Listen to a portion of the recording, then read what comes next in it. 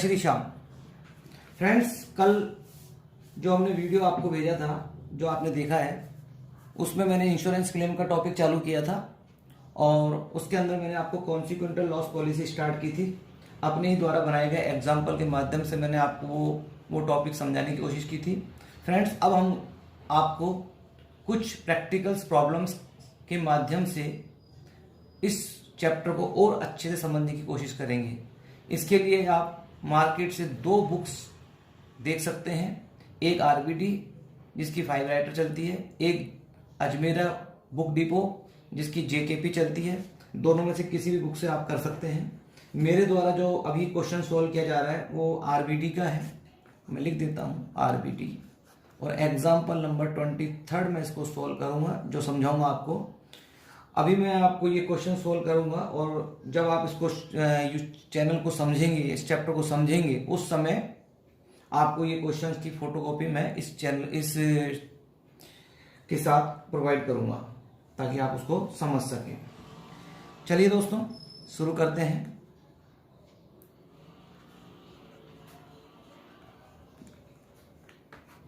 Example number 23। सबसे पहले दोस्तों, इसके अंदर हमको ये चीज देखनी पड़ेगी कि आग कब लगी है। आग लगी है 1 मार्च 2019 को। बिजनेस हमारा जो डिस्टर्ब रहा है वो 5 महीने रहा है, 31 अगस्त 2019। क्वेश्चन में बोला है कि 1 मार्च 2019 को आग लगी है और बिजनेस डिस्टर्ब रहा है 31 अगस्त 2019 तक। तो ये हमारे होते हैं 5 मंथ। पॉलिसी हमने ले रखी है 6 महीने की। इसका मतलब ये है कि इंश्योरेंस कंपनी हमको 5 महीने का लॉस का पेमेंट करेगी, क्योंकि पॉलिसी के अंदर अंदर हम आ रहे हैं। ठीक है फ्रेंड्स, अब सबसे पहले कल मैंने आपको बताया था स्टेप के माध्यम से हमको क्वेश्चन सॉल्व करना है। तो सबसे पहले हमको लेनी है स्टेप नंबर 1 और इसमें हमको निकालना है कंप्यूटेशन ऑफ शॉर्ट सेल्स। इसके लिए मैंने आपको बताया था सबसे पहले हमको लेनी होती है स्टैंडर्ड सेल्स। यही 5 महीने लेने हैं, लेकिन लास्ट ईयर के, यानी कि 1 मार्च 2018 से लेकर 31 अगस्त 2018 लेना है।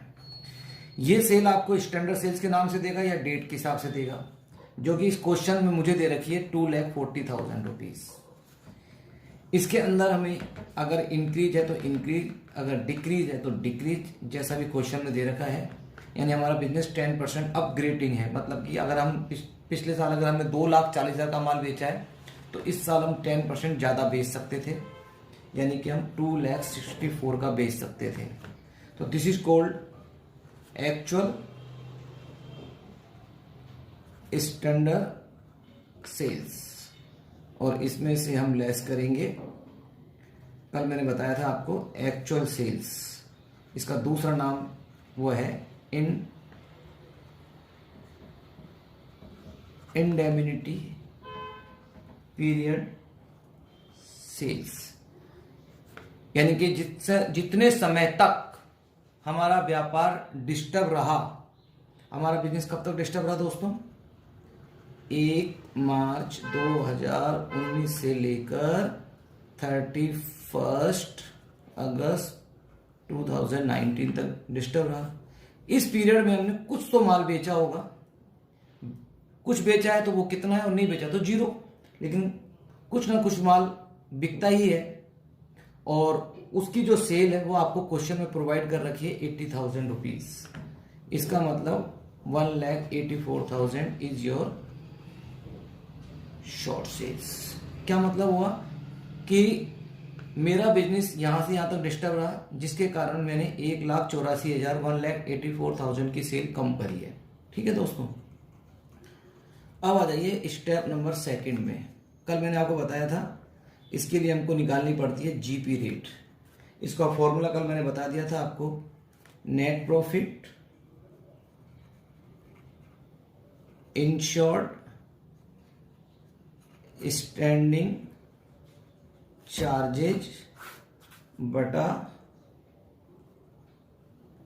Financial year sale multiply by 100।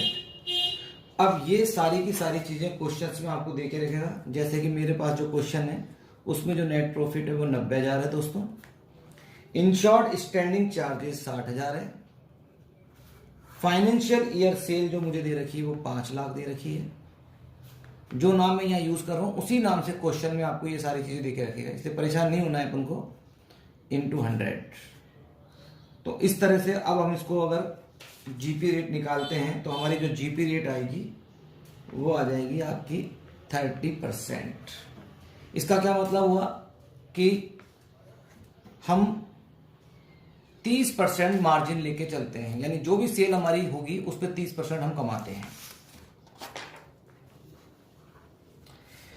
इसके बाद दोस्तों हमें आना है स्टेप नंबर 3 में, और स्टेप नंबर 3 में हम निकालते हैं दोस्तों, कल बताया गया था आपको, computation of adjusted annual sale. Computation of adjusted annual sales. इसके लिए मैंने आपको बताया था कि सबसे पहले आपको एनुअल सेल्स लेनी है।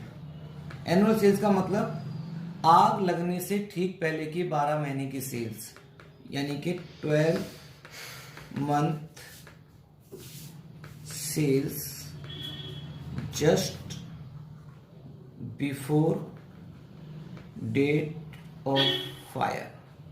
आग कब लगी दोस्तों? मैंने अभी आपको बताया था 1 मार्च को, तो पिछली 1 मार्च 2018 से 12 महीने गिनिए तो 28 फरवरी 2019 बैठता है। तो ये लास्ट 12 मंथ की सेल आ जाएगी, जो कि क्वेश्चन में आपको इसी नाम से दे रखा है, ऐसे बोलता है वो turn over for last 12 month. तो वो आपको सेल दे रखी है दोस्तों 6 लाख रुपए। इसमें आपको ऐड करना है 10% जो इनकी जो आपने शॉर्ट सेल्स में किया था 60,000 ऐड कर लेंगे दोस्तों, तो ये आ जाएगी हमारी 6,60,000। इसके बाद हम आएंगे दोस्तों स्टेप नंबर 4 में, जिसमें हम निकालेंगे कंप्यूटेशन ऑफ इंश्योरेबल अमाउंट, मतलब कितने रुपए का इंश्योरेंस हमें लेना चाहिए। इसके लिए मैंने बताया था आपको कि एडजस्टेड एनुअल सेल्स जो कि आपने स्टेप नंबर 3 में निकाला था, इसको आप मल्टीप्लाई करेंगे जीपी रेट से जो कि आपने स्टेप नंबर 2 में निकाला था, डिवाइडेड बाई 100। इसका मतलब 6,60,000। जीपी रेट आपकी थी 30%, तो दोस्तों ये आ जाएगा आपका 1,98,000 रुपीज़। इसका मतलब है कि आपको जो पॉलिसी लेनी है वो 1,98,000 रुपये की लेनी है। ली कितने की है वो अलग चीज़ है। इसके बाद आएंगे हम लोग स्टेप नंबर 4 में, और उस स्टेप का नाम होता है आपके 4 तो हो चुकी है, सॉरी 5th पे। उसमें हम निकालेंगे computation of loss of profit. इसके लिए हमें क्या करना पड़ेगा? जीपी ऑन शॉर्ट सेल्स लेना पड़ेगा। कल बताया गया था आपको कि जो शॉर्ट सेल्स आपकी हुई है उसको आप जीपी रेट से मल्टीप्लाई कर दीजिए। क्या मतलब हुआ इसका? आपकी जो शॉर्ट सेल थी, जो मैंने आपको स्टेप नंबर 1 में बताई थी, वो बताई थी 1,84,000, और जीपी रेट हमने जो निकाली थी वो निकाली थी 30%। इसका मतलब हमारी जो सेल हुई है 1,84,000 की कम हुई है, जिसका 30% का हमको लॉस हुआ है, तो 55,200 का हमको लॉस ऑफ प्रॉफिट हुआ है। यानी अगर हमारे बिजनेस में आग नहीं लगी हुई होती तो हम 1,84,000 का माल और बेच सकते थे, तो हम 55,300 रुपये और कमा सकते थे।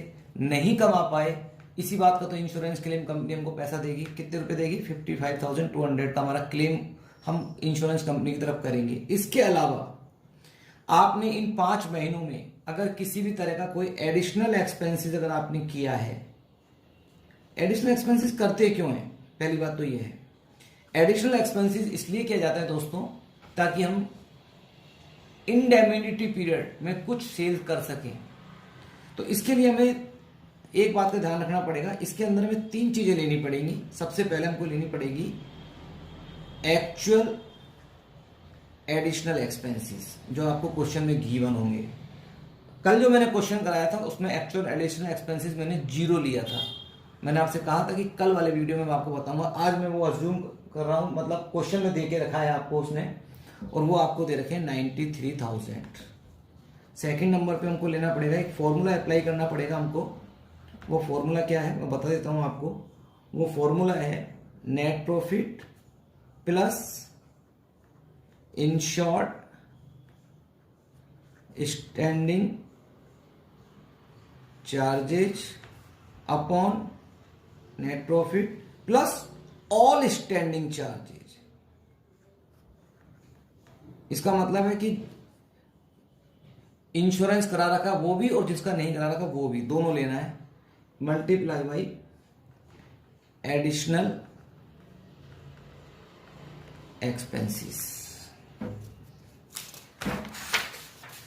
अब इसको अप्लाई कर देते दोस्तों फार्मूले को अपन। नेट प्रॉफिट लिखा था ना मैंने भी आपके सामने, तो हमारा जो नेट प्रॉफिट था वो आपके सामने था 90,000 रुपये प्लस इंश्योर्ड स्टैंडिंग चार्जेज जो कि हमारा क्वेश्चन में दे रखा है 60,000 डिवाइडेड बाई वापिस से net profit plus all standing, यानी कि 60 का तो इंश्योरेंस करा रखा है मैंने, और क्वेश्चन में कह रहा है 5 का नहीं करा रखा, अनइंश्योर्ड है।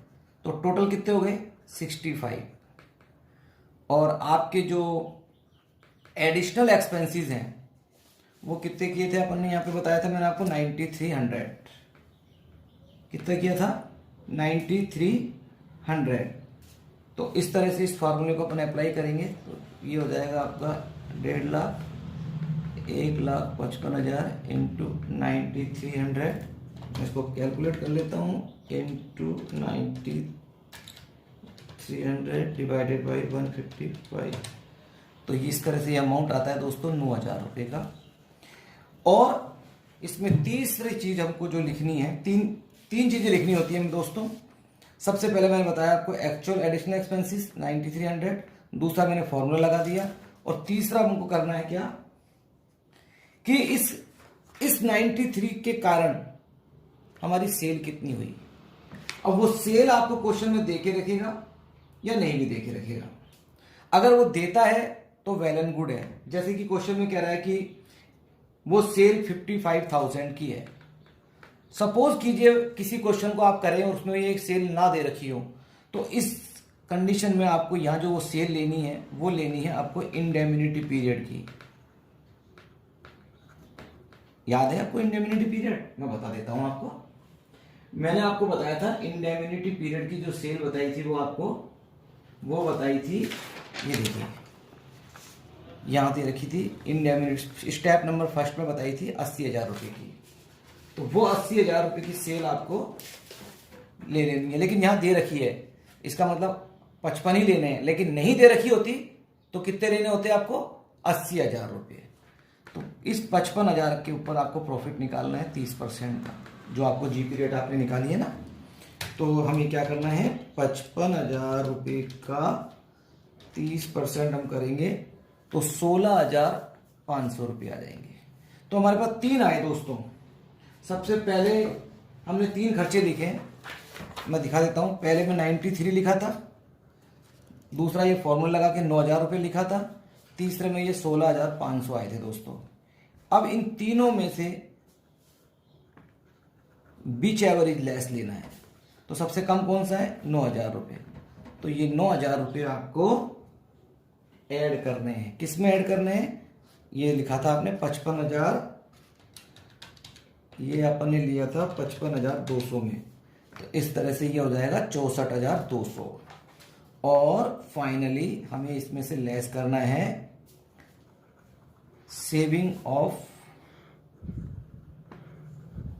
स्टैंडिंग, कोई स्टैंडिंग चार्जेस में अगर आपने कोई सेविंग करी है क्या। अब वो सेविंग जो है वो आपको क्वेश्चन में देके रखेगा, और वो सेविंग जो है अगर आपको क्वेश्चन में दे रखा है तो लेना है, नहीं तो नहीं लेना है। क्वेश्चन में दे रखा है 2700, तो आपको इसमें से 2700 घटाना है और ये आएगा आपका। तो this is called loss of profit. And last and final step जो आपको बताई गई थी वो थी आपकी claim amount, computation of claim amount. इसके लिए मैंने आपको बताया था फॉर्मूला लगाना है एवरेज क्लॉज का। वो फॉर्मूला क्या है दोस्तों? वो फॉर्मूला है लॉस ऑफ प्रॉफिट बटा insurable amount multiply by some insured. Some insured या पॉलिसी अमाउंट एक ही बात है। लेकिन मैंने आपको ये भी बताया था दोस्तों कि ये फॉर्मूला केवल उसी कंडीशन में लगेगा जब क्वेश्चन में आपको सम इंश्योर्ड दे रखा है। अगर सम इंश्योर्ड नहीं दे रखा है तो आपका क्वेश्चन स्टेप नंबर 5 पे ही जाके खत्म हो जाएगा और वही आपका क्लेम अमाउंट भी हो जाएगा। लेकिन इस क्वेश्चन के अंदर आपको जो पॉलिसी अमाउंट है वो दे रखा है, इसलिए मुझे ये क्लेम अमाउंट के लिए फॉर्मूला लगाना पड़ेगा और इस फार्मूले का नाम होता है एवरेज क्लोज, जिसको हिंदी में बोलते हैं औसत वाक्य।